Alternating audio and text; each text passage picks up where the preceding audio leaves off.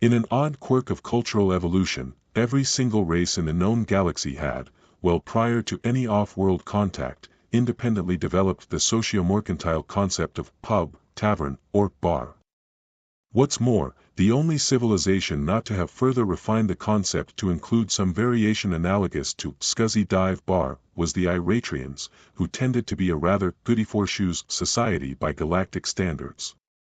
Thus, an Iratrian visitor to Thurskak's house of recreational toxins would require a polite euphemism or descriptor to adequately denominate it. Not the kind of bar you go to, the kind you end up at, would be a pretty accurate one.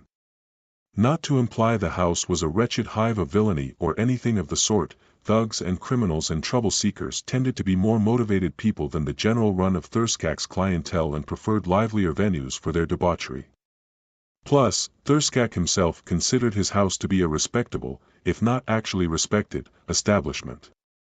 And since Thurskak was a Hruthnian, a dour, bipedal chunk of white-furred muscle about 5 feet through each dimension and had done enough of a stint in the Galactic Commerce Guards to know where the hurdy bits were on most sapient species and how to efficiently apply his boot to them, the rowdier elements found more convivial places to carouse.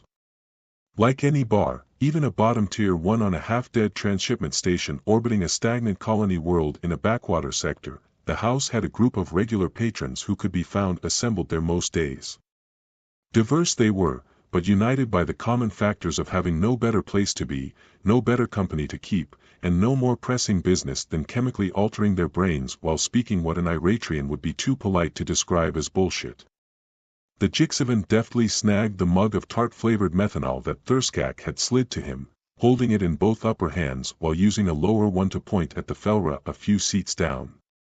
"You," he said. "It's good having a Felra hanging around here nowadays. Really classes the place up." A spindly-limbed reptiloid, people always expected a Jixivan to have a hissing, sibilant accent, but what is life if not a sequence of shattered expectations?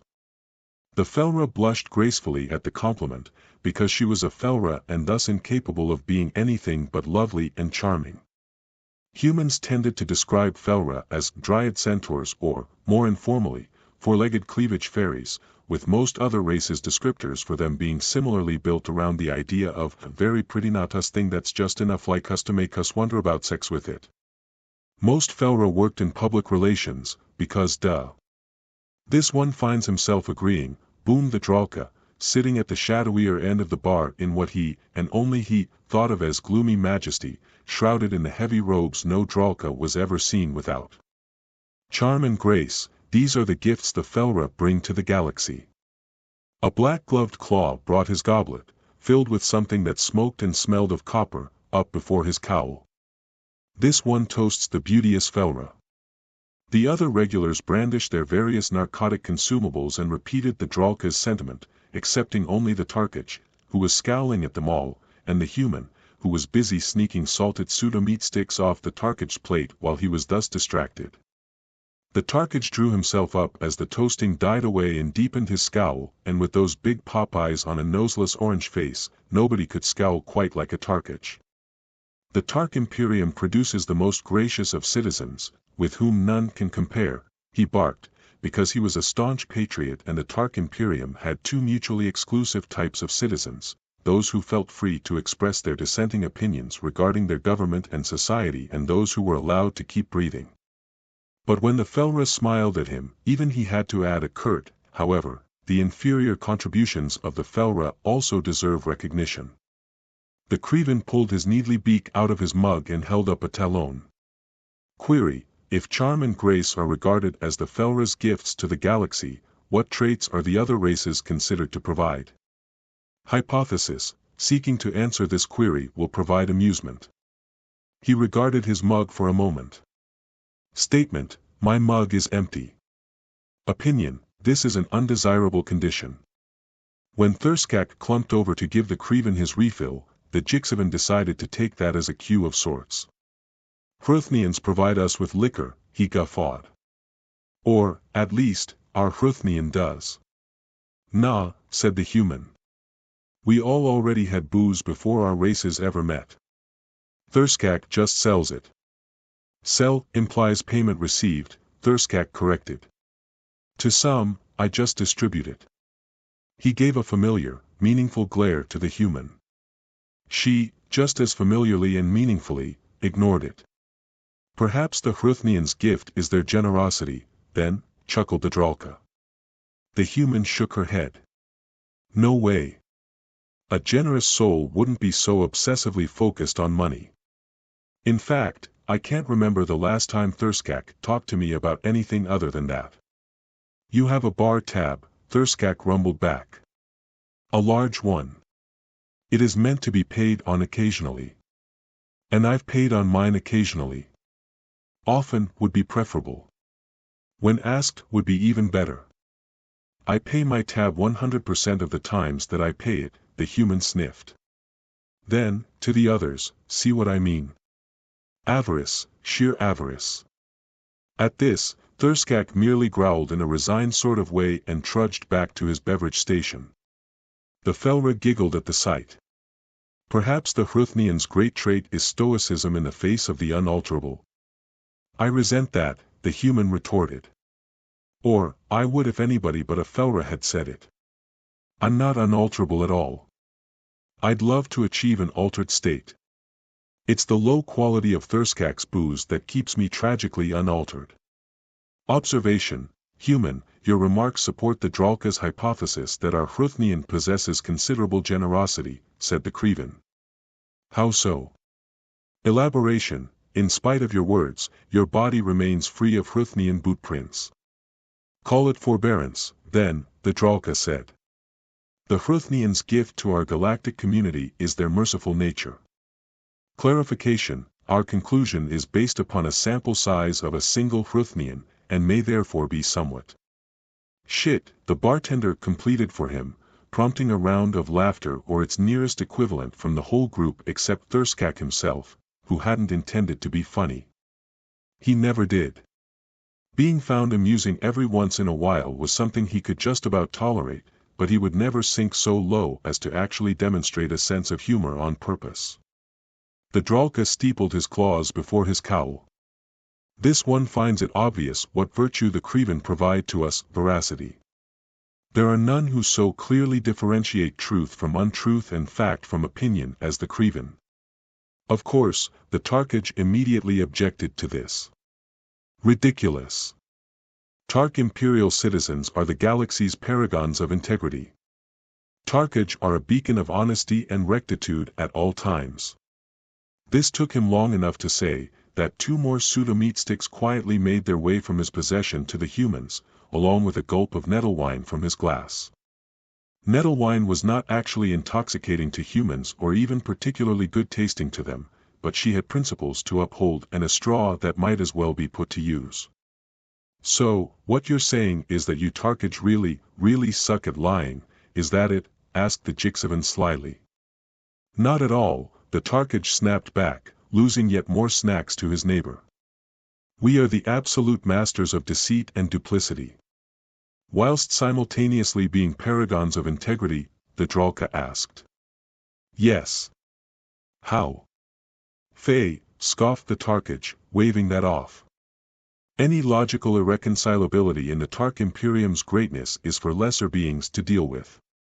His look of smug victory over the barbarous forces of basic logic fell into one of puzzlement as he blinked at his almost empty plate. Yeah, I'm gonna have to dispute that one, too, drawled the human, mostly to the Dralka. Gift of veracity? Not so much. You dispute the truthfulness of the Crevan? It was hard to tell if the Dralka was intrigued or appalled. Being shrouded in those robes didn't help, no visual cues. That was actually a large part of why Dralka wore the bulky things. Secretive bastards, those Dralka. Actually, I'm disputing excessive truthfulness being a virtue. You would, wouldn't you? Only a Felra could say that and make it sound like an endearment. The Jixivan snorted into his mug. Yeah, you're gonna have to argue that one pretty hard, human. Indeed, this one awaits the human's justification with philosophical dread and low expectations. If the human was fazed by those responses, it didn't show. Crevan detective dramas, she declared, are the most boring things ever put on 3V. Ah. This one's expectations were clearly not low enough. Seriously, the human continued, Beakface McCreven gets stabbed, then you have an hour of Detective Feathercrotch asking, query, did you kill that guy, to people who just say, statement, no, until he finally gets to the one guy who says, statement, yes, instead. Roll credits. The Dralka stuck his claws into his cowl and appeared to massage something. So, because Creven 3V programs are admittedly terrible. The Creven snapped a glare at the Dralka. Offended interjection, hey. You surmise from there that honesty is not a virtue? No, I said excessive honesty is the problem. Like, suppose I was trying to hide from some violent lunatic or serial killer or debt collector or something and the crazy murdering creditor guy came in here wanting to know where I was. The moment he asks the Creven, damn. Creven honesty just got me killed. That's true, mused the Jixavan, but I'm not sure that's a good example. 'Cause even if the Creven wasn't here, I'm pretty sure I'd rat you out. I'd totally tell on you, agreed the Felra. This one would also gladly inform on you, human. The Tarkage had booted up his communicator.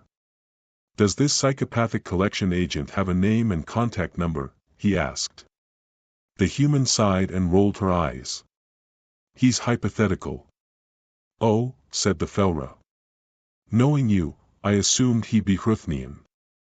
Anyway, Creven or not, that still demonstrates my point about excessive honesty being a problem. The look the Jixavan sent her could be described as skeptical, much like one could describe a fusion warhead as a thingy that goes bang. I think it actually demonstrates something more like, if you expect people to lie for you, maybe don't irritate them quite so much. Wise words, this one's friend. The Dralka raised his goblet in approval, then downed most of its contents in one long slurp. Is that perchance a Jixavan proverb? Because if it is not, it should be. The human arched an eyebrow at the Dralka, a pseudo-meat stick paused halfway to her mouth. Wow. That's rude, even for you. She jerked a thumb at the Jixavan. You should apologize to him. I'm pretty sure you're not as racist as that made you sound, and you should have a chance to retract that and apologize. Retract what? The Dralka rumbled, offended. This one has said nothing that bears retraction. The human shook her head. Okay, I guess you are that racist. Maybe I never noticed before because your bigotry is mostly against Jixavans. This one has no such prejudice. How dare you assert such a thing? Hey, I gave you a chance to apologize for bad-mouthing the whole Jixavan species. But you're doubling down and standing by it. The human shrugged. That's all on you, big guy.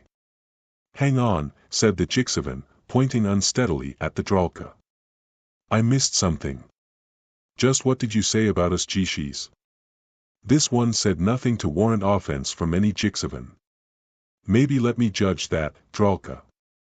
The Jixavan flexed the talons on his lower hands. Tell me what you said. He said that Jixavans were so irritating, they needed a proverb to remind themselves not to be, the human helpfully interpreted. The Dralka began sputtering like a Tarkage ground car engine, but before he could make any coherent reply, the human headed him off by asking the Creven, was that not what our Dralka friend said? Statement, that is one valid interpretation of the Dralka's words, the Creven replied, crest feathers twitching unhappily. Opinion, other interpretations. The human cut him off with a wave of her hand. Let's not muddy the issue with opinions. The facts are what they are. The incensed Jixavan attempted to clamber off his seat, a task he would have performed much more capably a methanol or two ago, muttering implausible and semi-coherent threats, while the Dralka tried to mount a defense. That was not what this one said. The human is lying. If I'm lying, the Creven is lying. And we all know Creven don't lie. Before things could get too ugly, a white-furred arm the size of most species' torsos grabbed the Jixavan and pushed him back into his seat. Settle down, growled Thurskak. The human is just playing games with you. To the human, herself, he added, if your shit-stirring starts a fight, I'm holding you responsible for damage. If you think you must. Just put it on my tab, she generously replied. It was not a cultural trait of Hruthnians to express disdain by rolling their eyes, but Thurskak did so anyway, because sometimes you've just got to. Sensing the tension in the room and wanting to, if not dispel, at least redistribute it a bit, the Felra said, so, back on topic, is that what the humans bring to the galaxy, dissension? Call it shit-stirring, Thurskak insisted. Dissension is too dignified. The human sent back one of the most infuriating of her extensive repertoire of smart-ass smirks. The Hruthnian pot intends to badmouth my kettle, huh? Fortunately, I'm not as quick as certain others to take offense. As opposed to giving it, snapped the Dralka. Agreed, said the Tarkich, who was beginning to figure out why his snack orders seemed less filling of late. You know, we humans have a saying, that a person can only be insulted by their equal or superior. With that in mind, she turned and bowed grandly to the Tarkich. I hereby apologize for all the insults I've given you. But don't worry about returning the favor, there's no need. Her smirk stayed in place, even as she popped a last bit of pseudo-meat stick into her mouth. The Tarkich's face turned the color of rotted pumpkins and the noises he made bore only a vague resemblance to any civilized language. Call it mischievousness instead of shit-stirring, said the Jixavan, who always ready to enjoy watching the Tarkich suffer, even if it meant siding with the human a little bit. Mischief is the human's gift to the galaxy. If the definition encompasses petty theft, I agree, the Tarkich snapped.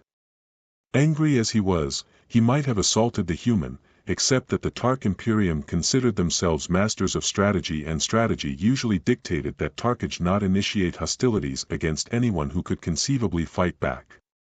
It was said that a Tark Imperial Marine wouldn't swat flies without 5-to-1 numerical superiority, defensible fallback positions, and medevac lifters on standby. On the other hand, those flies hadn't stolen most of a plate of overpriced bar snacks. Nah, you're all wrong, the human said dismissively. The human gift to the rest of the galaxy is hope. We humans are spreaders of hope.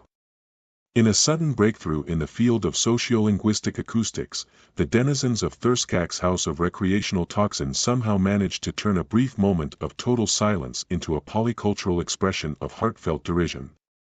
Two things, said the Felra when the moment had passed. First, that's cheesy. And second, just know. The Dralka rubbed at something in the depths of his cowl. The only hope the human offers this one, is the hope that she might shut up. The human's smirk widened into the kind of smile a used ground car dealer gives to a liberal arts major. Ah! The Dralka is starting to get it.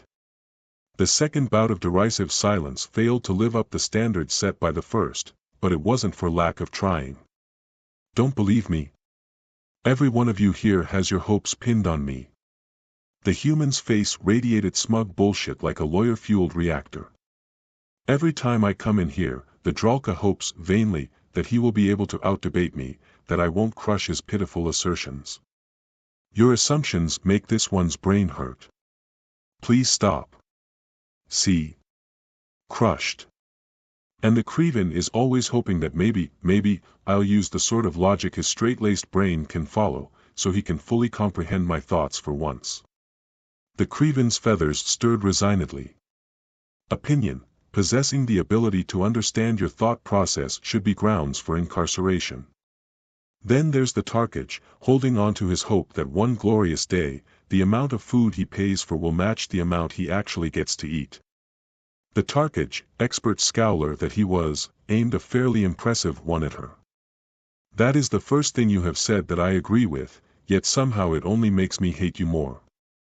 Amazing. The Felra, of course, hopes that her charms will eventually lure me into her arms for a night of sinful ecstasy. There is a name for what you just said, the Felra explained. It's called projection. And, of course, good old Thurskak's hope is the most obvious. You can see it in the way his eyes light up every time I come in, that one giddy moment of hope that this might be the day I settle up my tab. And when it invariably proves not to be, does he give in to despair? No. Because there's always tomorrow to look forward to. Thirskak just stared at her. Stared so intently that it could have qualified as second-degree ocular battery on some of the more wimpified galactic core worlds. And after a pause so heavy and awkward that even the human began to feel a little uncomfortable, he said, in the kind of voice usually associated with confessions resulting from enhanced interrogations, "Your tab is ridiculous at this point." Ridiculous. But, if I just cut you off, you'll hop an outbound ship, and I'll never get paid. If I ban you, or beat you, you'll hop that ship. Your tab. I could retire on it. People murder each other over that much money. But if I do that, I'll never see it. But, if I keep letting you come around, maybe. He sagged suddenly, holding himself up with the edge of the bar. I hate my life. The human took this as an endorsement, because of course she did. See? The man subsisting on the hope I provide. I think he's more a victim of it, the Felra said, wide-eyed and tail-twitching. Clarification, our host is actually a victim of the sunk costs fallacy, offered the Creven. The Jixavan waved an upper hand for the human's attention. Hey! You leaving me out? What's my big human-shaped hope supposed to be? The human shrugged. You just hope to see somebody punch me in the face one of these days. The Jixavan considered this for a moment. That's true. That's very true. He raised his mug to the room. Here's hoping. We don't give a damn. To the denizens of that hairy mole on the face of the hospitality industry known as Thirskak's House of Recreational Toxins, those were more than just words, they were a way of life. After all, would anyone who actually gave a damn spend their days in the crappiest bar on the crappiest level of a rundown trading station orbiting a planet whose main export was quiet existential despair? In such a place, not giving a damn becomes many things. For the bar's proprietor and sole employee Thirskak, it was a business model. Customer service. Don't give a damn. Complaints about pricing, selection, or quality. No damns given there either. The basic hygiene of the place rather suspect. Pattern recognition skills will lead you directly to Thirskak's policy. For the general run of Thirskak's clientele, those random transients who popped in for a quick round of chemically expedited mood alteration and then moved on, the filthy casuals, as it were, the need for booze had to be weighed against justified misgivings about said booze's place of purveyance. When need was such that misgivings began to approach zero, that was the point at which one effectively no longer gave a damn, and into Thirskak's one went.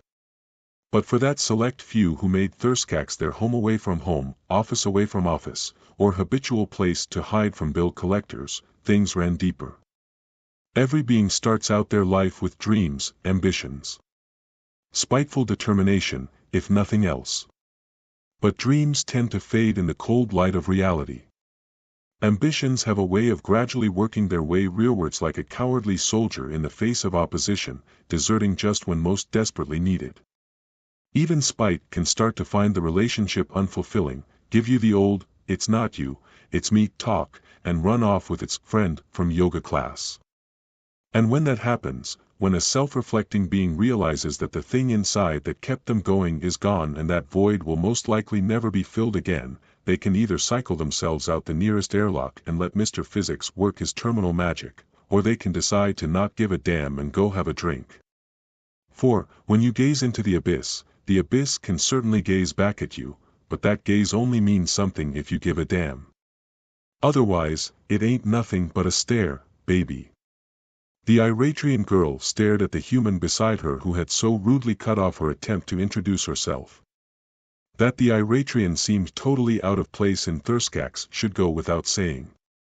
This was not a personal reflection on her, any Iratrian would have. Neon-striped quadrupeds with long, clever manipulating arms on their backs, the Iratrians had found their niche as the nice folks of the known galaxy.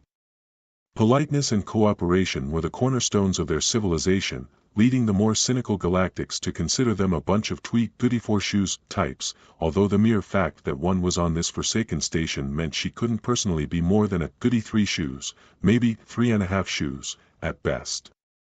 "Oh. I'm sorry," the Iratrian said, half-reflexively, in what a human would call a Canadian apology. Which is to say, the sort of apology one utters when someone else has done something impolite and there really ought to be an apology somewhere in the conversation, but they clearly aren't going to do it even though what they did definitely warrants one, so it'll just have to be you that apologizes because, fuck, you're Canadian, right? Maybe I'll just go. "Now, hold on," said the human, anxious lest Thurskak decide she was chasing off a paying customer. "I was just being honest, not hostile." The Tarkage beside the human barked out a laugh. "Honest? You?" The human turned to him. "Are you saying I was lying?" "Not at all. I am saying that even truth is just another deception when you speak it." The human simply smiled and nodded, as if accepting her due. "That's the nicest thing you've ever said to me. I'll return the compliment when I find something to admire about you." "That was not a compliment," the Tarkage snarled. "Taken as an insult, it's still the nicest thing you've ever said to me." The human shrugged and turned back to the Iratrian. "Anyway, I was just giving you the facts and saving you the trouble of figuring things out for yourself. I was doing you a favor, a courtesy, if you will." There was a little gleam to her eyes as she said this last, the same sort a cat gets when regarding a broken latch on the birdcage door. "Be careful, Iratrian," purred the Felra at the other end of the bar. "Our human doesn't give away favors." "Not true," the human retorted, silky-voiced, eyes drifting to where the neckline of the Felra's vest plunged between all four breasts. "I've offered to give you my personal favors many times." The Felra hid a sly smile behind her cup. "Yes, but I do not favor your favors." A chuckle rumbled from within the cowl of the Dralka in his usual corner. "This one believes you will have to set your amorous aims upon a lower target, human. Perhaps a livestock freighter or traveling menagerie will pass through bearing some creature that would consider you an acceptable mate." "Oh, I couldn't do that," the human said, scandalized. "If I propositioned a barnyard animal and got turned down, I might be tempted to lower my standards even further and end up in bed with you. Best not to chance it." The Dralka's silence following that remark could best be interpreted as wary. Point scored, apparently. As the human's attention came back to her, the Iratrian said, diplomatically, "Thanks for the favor, I guess. But I'm afraid I don't see how it's supposed to be helpful to tell someone you don't care about them, miss." "I'm not miss anything. Not here. Here, I'm just, the human, dot." She shook her head, but was smiling patiently as she did, a schoolteacher correcting a paste-eating pupil. "Ah. Because you're incognito." The Iratrian had heard about bars like that, mostly in 3V dramas of the kind that feature lots of internal monologuing and beings in long coats. "No, 'cause we don't give a damn." This answer came from the reptiloid Jixavan a few seats down. He pointed an upper hand at the Dralka. "Look, I've been coming in here for about 3 standard years, known that guy the whole time. I like him well enough, usually. Got no idea what his name is. Can't be bothered to care either, so he's the Dralka. It ain't nothing personal. I just don't give a damn. I'm helping you by keeping you from wasting effort," the human explained. "You were going to tell us your name, which knowing Iratrians will be some 15-syllable chunk of poetic imagery, when nobody here is ever going to call you anything but the Iratrian. The Iratrian fidgeted with her mostly full glass, nose scrunched in thought. "But, you don't call Mr. Thurskak the Hruthnian. I've heard you call him by name plenty of times." This time, it was the Crevan who pulled his beak out of his drink long enough to offer an answer. Statement: Our host's name is on every sign in or on this establishment. Opinion, choosing not to care and choosing to be willfully obtuse on a subject are dissimilar concepts. He leaned back on his rear pinions, holding his glass up to the light with a phoretelin and peering at it closely. Observation, this crackle seed cocktail tastes of dish soap. His beady eyes turned to Thurskak. Speculation, this glass was not rinsed after washing. He set it down and slid it across the bar. Thurskak grabbed the glass with a noncommittal grunt. Whatever. You want a different glass? Statement, no. Request, I desire more dish soap in this one. Opinion, compared to your crackle seed liqueur, the soap is superior in taste and equal in potency. I think it's kind of sad to be so apathetic, the Iratrian sniffed. It's not apathy, the human insisted. Apathy is passive, it just happens to you. A person has to actively choose not to give a damn anymore.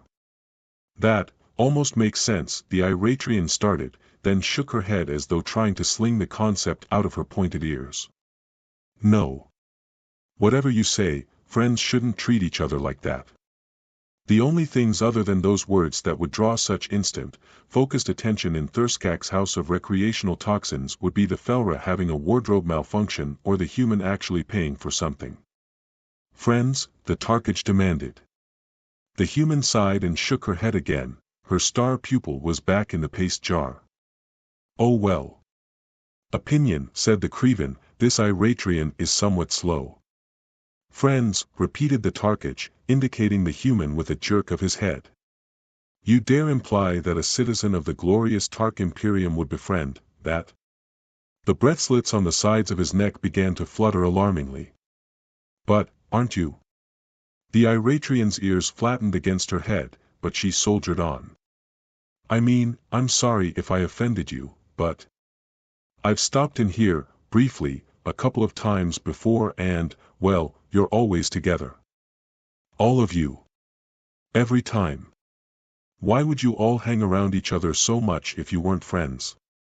The Tarkage opened his mouth for more of his delightful extroversion, then closed it with a snap audible enough that several heads turned toward the Felra, thinking her vest fastenings had finally given way under the strain.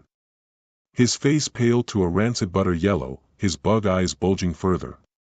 The galactophonic language lacking a suitable bit of profanity, he dropped back into his native Tarkish and spat, Roktakan, which would approximately translate into galactophonic as, the feeling that results from having put yourself into a situation so idiotic and demeaning that your highest-ranked ancestors would come back from the dead just so they could take turns pissing on your shoes. A surprisingly expressive language, Tarkish. What's your problem? The human asked him. Aside from your personality and such. What if the Iratrian is correct, he quavered. What if you and I are? His teeth clenched against the possibility that his lunch might try to come back up and escape his body in an attempt to put distance between itself and the noxious utterance he was about to make. Friends? We're not. But, we might be.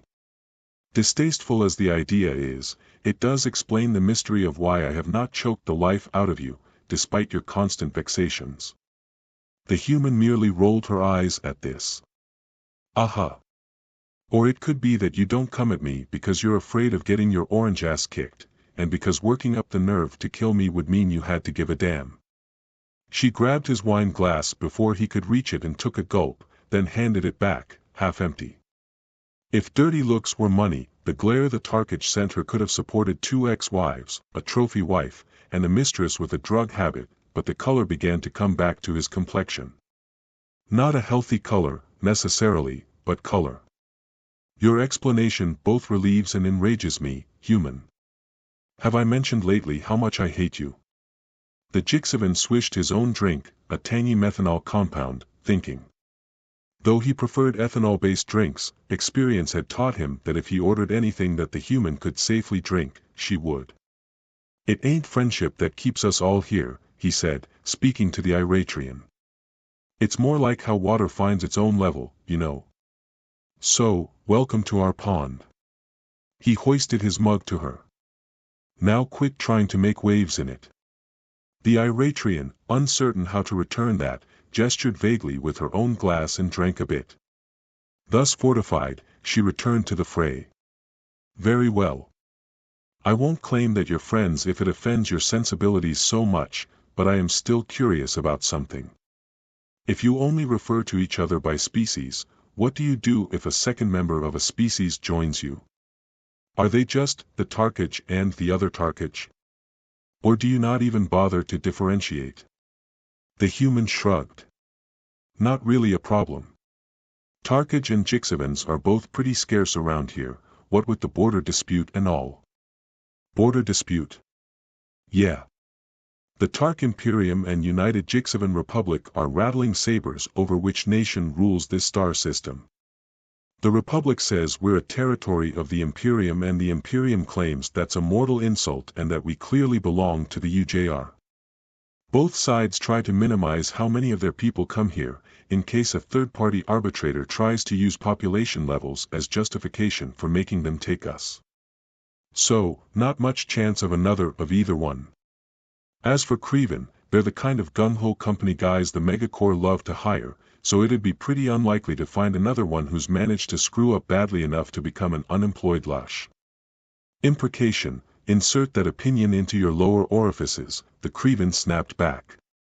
Statement, my recommendation to invest all available assets into the marketing and distribution of patented inanimate mineral companions was based upon standard econometric analysis showing it to be a low-overhead industry with a vast and underserved potential market.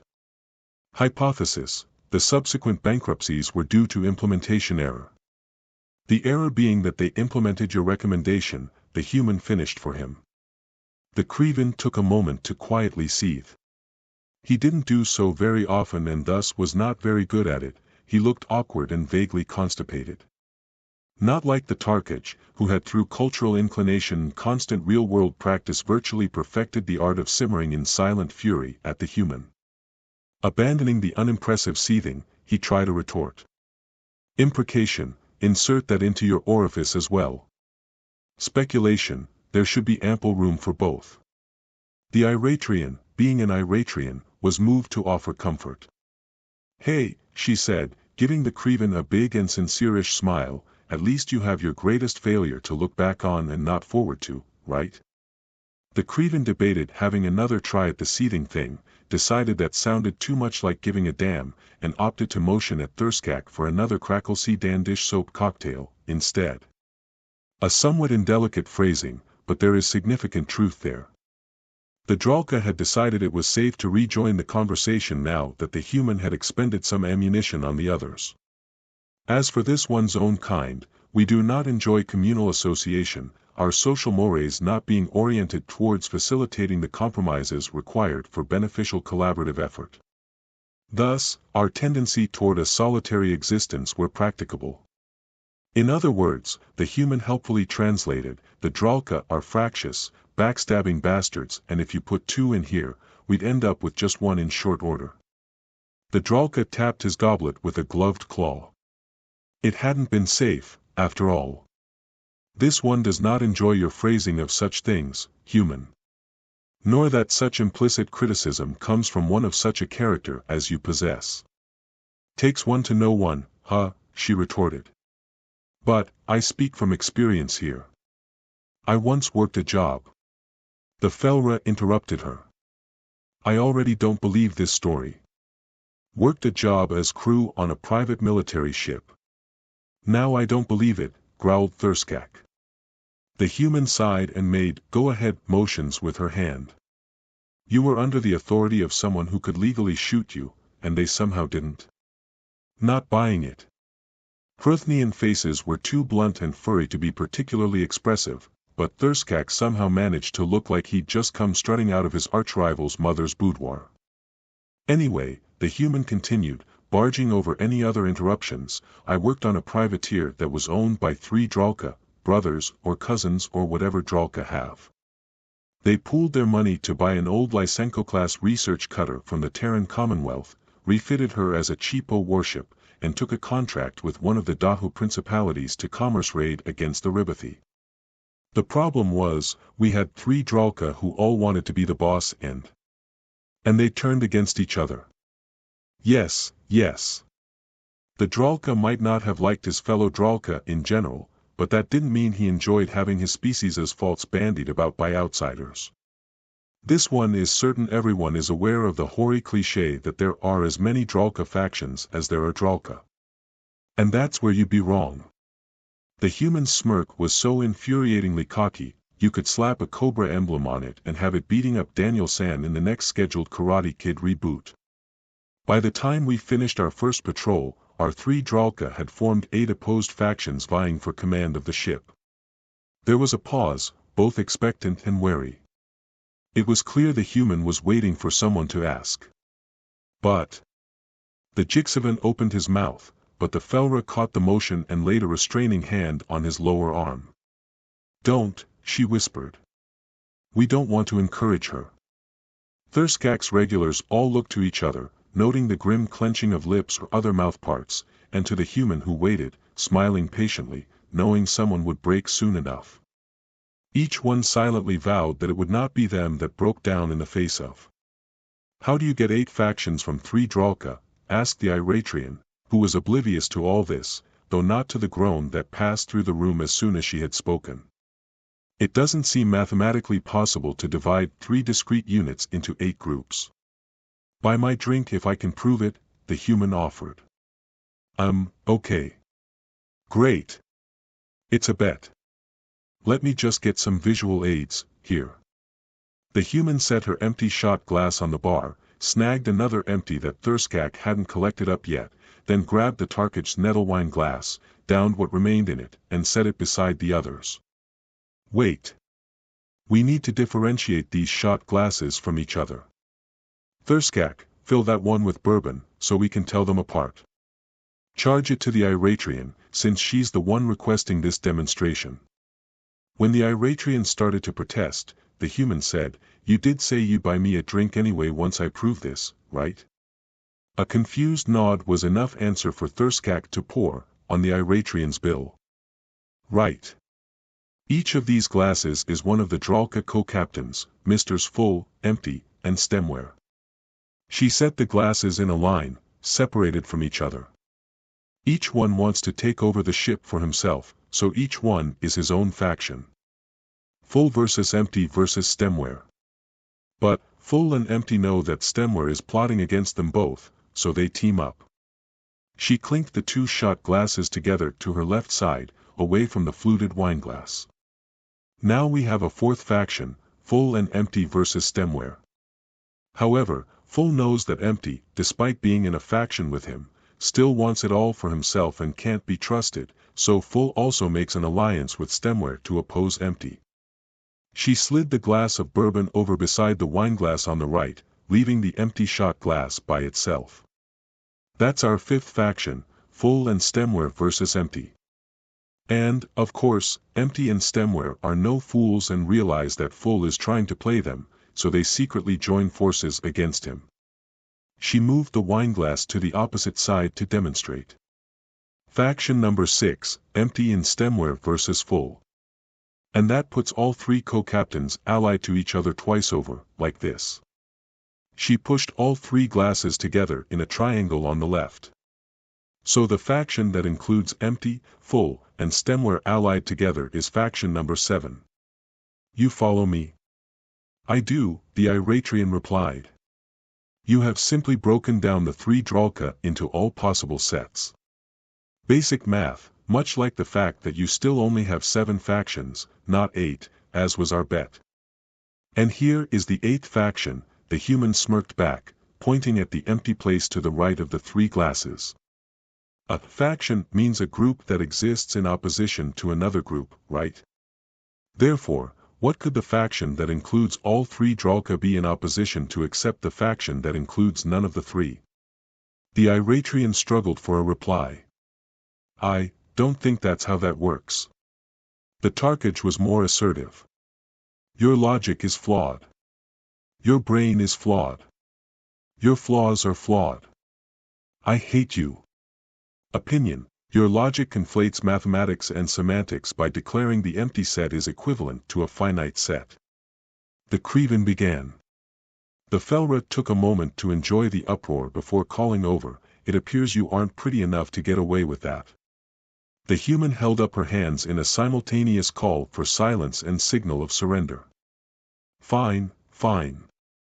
If our esteemed panel of judges is going to side with the Iratrian, I'll concede. I didn't prove my point, so the Iratrian wins the bet. She doesn't have to buy me a drink." She picked up the shot glass of bourbon she'd been using for a visual aid. "Curses, I've been foiled." The Tarkage waggled a triumphant finger in her face, practically bouncing out of his seat. "Ha! I shall revel in your suffering. How do you like the taste of defeat, human?" She took a sip. I could get used to it, I guess." As the others congratulated the Iratrian on her unprecedented thwarting of the Terran menace, the Felra just put a hand to her brow, shook her head, and returned to her drink, while the Jixavan asked the human, "By the way, what happened with that clusterfuck power struggle you were talking about? Which Dralka ended up in control of the ship?" The human smiled and pointed at the empty space to the right of the glasses. "The faction that you guys say doesn't count, the one with none of them. It seems that one of the crew got fed up with all the unproductive backbiting and quietly organized a mutiny." She smiled lopsidedly and downed the remainder of the shot. "And as for the 3 Dralka captains?" She regarded her empty glass for a second, then set it upside down on the bar. "Let's just say each one got his wishes for the other 2 granted." She inverted the other 2 glasses, as well. Once the congratulating was done and a celebratory giggleweed tea consumed, the Iratrian said, just a little woozily, "So, that's Tarkage, Jixavans, Kreven, and Dralka explained away. That leaves Felra and humans. What about them?" The human pondered for a moment. "I'm actually not sure how we ever got one Felra in a shithole like this. No offense, Thurskak." "Much taken," the bartender grunted back. "But, as for us humans, Thurskak, I will never allow another human in this bar as long as I live." This was not said with anger, but with the calm, factual simplicity of a landmine waiting for a foot. All eyes turned to the Felra, which was a habitual destination for most of them, anyway. While she certainly didn't mind stares, expectant ones were annoying. Under the hem of her skirt, her tail tip flicked and her hind feet shuffled, a gesture of polite exasperation among her kind. Unfortunately, present company was either unfamiliar with Felra body language, knew but didn't care, found the gesture sexy, or some combination of those. With a sigh, she set her drink aside and faced them. "My turn, is it? Very well. I will offer you this explanation. Are you familiar with the fable of the Queen of Awful? It is a Felra tale for children, intended to impart a life lesson. It goes something like this. In a village, there was a girl who wanted to be queen. She was quite lovely, and very smart, and gifted with speed and grace. The problem was that the village already had a queen, who was even lovelier, smarter, and faster than the girl. The girl vowed that she would live and die as a queen, no matter what, but no matter how much she primped and studied and trained, she could never catch up to the queen of the village. Her friends told her she should try for captain of the guard, instead, that she would be the best captain ever. But the girl could never be content with second place. So she left, seeking another village where she could be queen. It turned out that the other villages already had fine queens, too. They were all prettier, smarter, and quicker than the girl. And though each queen was impressed by her and offered her a spot as their captain of the guard, she could never settle for that. She vowed again that she would live and die as a queen, no matter what it took. After trying all the villages, she came to the end of the valley where all the village's cooks and butchers dumped their trash, the bones and organs, unusable hides, and such. It was set apart from the villages because of the smell. Since there were no other Felra living near it, the girl realized that, if she claimed the awful heap, she would be queen of it. So she did, and became the Queen of Awful. And when the villagers came to dump their filth, they found her ruling there. They tried to convince her to return with them and be captain of the guard, telling her that she was sure to sicken and die in such a place, but she laughed and declared that she would rather die as Queen of Awful than live in a palace as a vassal. And so it proved, for the next time the villagers came, they found her dead of belly rot from all the filth. But her corpse bore a smile and a crown, and though they buried her there by the awful pit, they buried her as a queen. That's dark, said the Iratrian. And ambiguous. Is the lesson of that fable that you can prosper if you learn to accept your limitations? Or is it that you should try to achieve your ambition regardless of personal cost? Or that you should adjust your ambition to fit your limitations? Yes, answered the Felra, then went back to drinking. I somehow feel like I've been insulted by that story, Thurskak grunted. Perhaps, but I'm pretty, the Felra reminded him over her cup. Oh, right. That's okay, then. He went back to gathering empties. The Iratrian swirled the giggleweed tea around in her cup, mulling over everything she had, mostly unwillingly, learned about life and her fellow drinkers. Hearing you all, you just make it all seem so. I don't know. Nihilistic. Like there's no hope. The human grinned and clapped her hands like it was her birthday party and the cake was bourbon frosted. And that's where we humans come in. We are the galaxy's spreaders of. Not the spreaders of hope thing, the Tarkich shouted. I hate that speech. I hate it more than I hate you, and that's not easy.